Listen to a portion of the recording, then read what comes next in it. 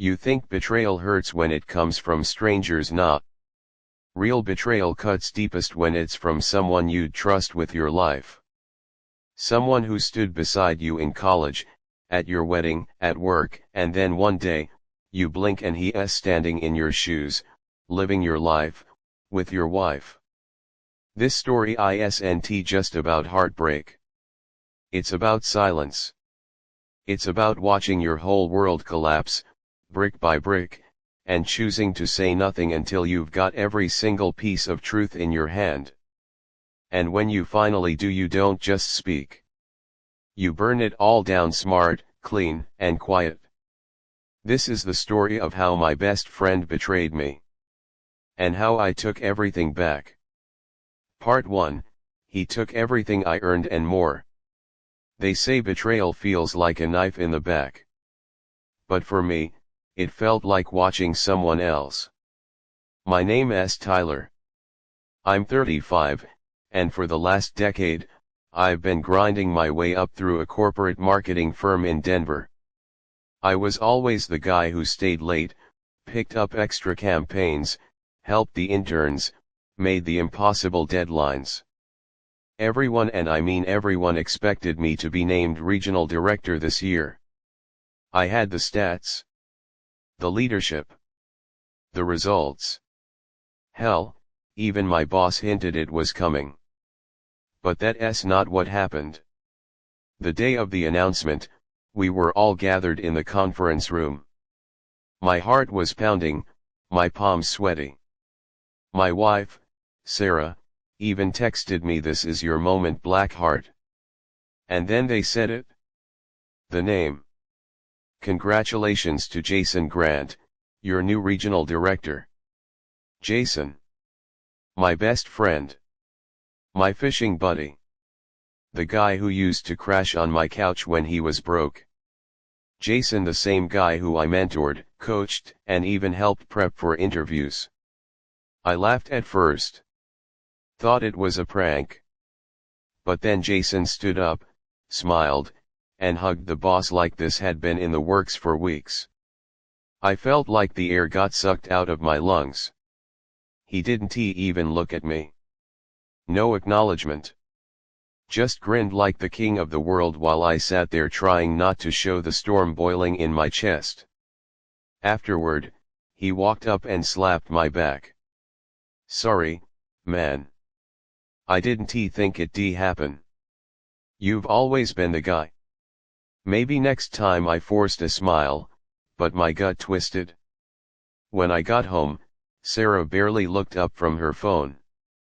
Tough break, babe. Maybe he was just more aggressive.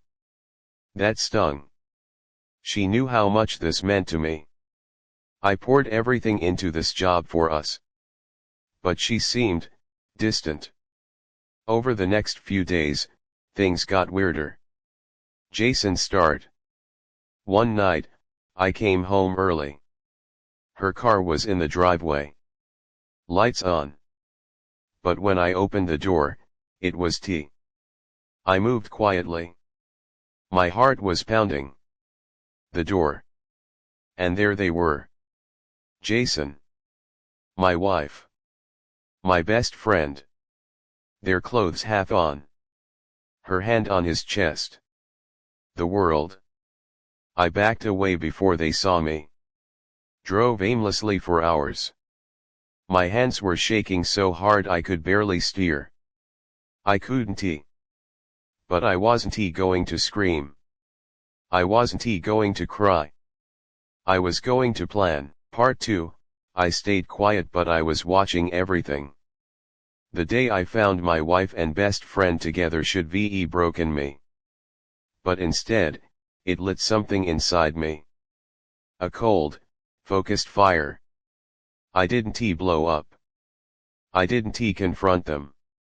No, that would have given them control of the story. I needed to understand why, how long, and just how deep this betrayal went, so I played dumb. The next morning, I acted normal. I even made coffee like I always did, handed Sarah her mug like nothing had happened. She barely looked up. Said she had a long day ahead. I nodded. Smiled. Told her good luck. She didn't notice that I was tracking her phone. Or that I had installed a discreet camera in the guest room. Jason texted me that day, asking if I wanted to grab lunch to talk about stuff. I agreed. Played the good sport. When we met, he tried to act humble. "Man, I still can't believe I got that promotion," he said, like it just fell from the sky. "You were always the guy." I feel kinda guilty. I clenched my jaw. "Don't," I said. "You deserve it." He looked surprised. Relieved.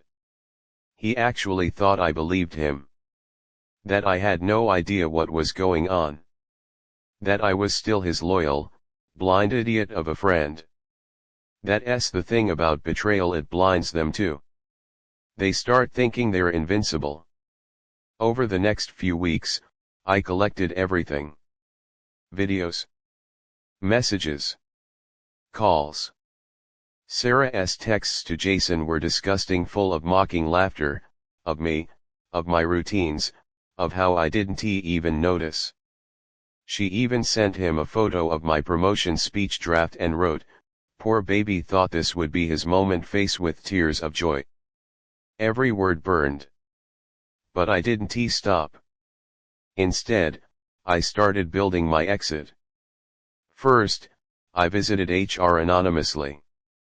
Reported suspicious practices. Jason had started assigning contracts to vendors he had personal ties with.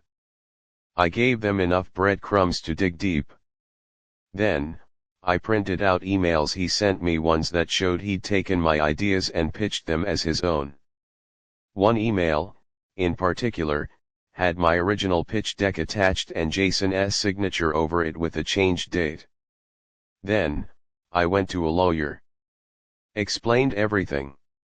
He was blunt: "You've got a gold mine here. Document everything. Play the long game." So I did. And at home, I played the role of clueless husband. I started sleeping in the guest room because of stress. Sarah didn't care. Most nights, she was working late. But I knew where she really was.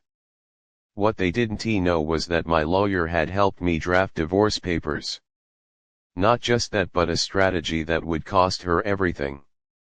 The house was in my name. So was the car. She had no prenup, no legal claim over my bonus, which I quietly converted to a separate account weeks earlier. And the best part, she'd be caught cheating. That would tip everything in my favor. Then came the day I saw it all. Jason brought her to our house while I was at work. They laughed. Drank. Got comfortable. I watched the security feed from my phone in real time. I wasn't even mad anymore. Just cold. That night, I made dinner. Sat across from Sarah. Told her I was thinking of taking a break from work. Maybe focus on something else for a while. She didn't care. Said, "Do what you want." So I smiled. Cool. Because I've already handed in my resignation. Her eyes finally looked up. Wait.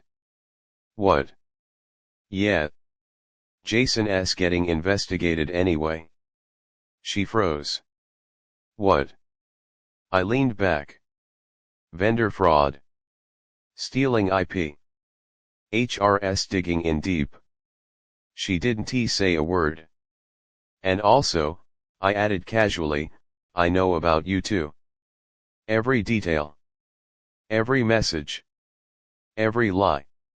Her face turned pale. "You think I didn't notice? You thought I was stupid? I let you two think that." She stammered. "Tyler, I stood up. Tossed a thick envelope on the table. "Divorce papers. You'll sign them. Or I take everything to court." She didn't even argue. She just cried. And I walked out. Part 3, I lost everything. Then took it all back. The day I served Sarah the divorce papers, I walked away from the house we lived in for 7 years, a house I bought, furnished, maintained, only to discover it had been turned into a nest of betrayal. I stayed at a small hotel that night, but I didn't feel broken. I felt free. The truth was out. The mask was off. I had control again. The next few weeks explosive. HR launched a formal audit on Jason. Turns out my anonymous tip wasn't the first one. Others had noticed the shady vendor contracts. The promotion process was also under scrutiny now. That presentation Jason nailed, turns out the timestamps on the metadata pointed straight to me. I handed over my original file, complete with creation logs and email threads. I didn't need to yell. The facts did all the shouting. One morning, I got a call from HR. "Tyler, thank you for your cooperation. We've decided to formally terminate Jason pending a full investigation. Your case is being reviewed by the executive board." I hung up and just sat there, smiling. No revenge ever needed blood. Just patience. As for Sarah, she begged. First came the text's long paragraphs of guilt, apologies, "I was confused, it was a mistake, you were never around, he meant nothing." I didn't respond. Then came the calls. I blocked her. Then she showed up at my hotel, sobbing in the lobby like it was some romantic comedy climax. "Please, Tyler. Don't throw us away." I was stupid. I was lost.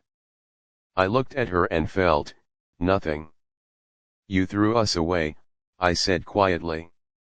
"I just cleaned up the mess." She tried to claim she was entitled to half of everything, but the prenup I quietly had her sign back when we bought the house said otherwise. The house was in my name. The accounts were frozen. The car also mine. She walked away with barely anything and a sealed manila folder in her hand. Inside, a thumb drive. Full of every disgusting message she ever sent to Jason. A mirror she couldn't look away from. But here's where it gets better. The company's board offered me a new role, a senior strategy position. They apologized for what happened. Publicly. Even offered me a settlement for intellectual theft. I didn't take the job. I had a better idea. I started my own firm. Smaller, leaner, focused. I already had the ideas, the connections, the fire. And most of all, I had the truth. 6 months later, I landed my first big contract, a logistics company looking to expand nationwide. My pitch, the one Jason stole from me. Funny how karma works. Jason, from what I heard, lost everything. No job. No savings. He tried to sue the company, they countersued. He didn't stand a chance. Sarah moved back to her parents' house. Tried to restart her career. She posted cryptic quotes about regret and growth on Facebook. I didn't care.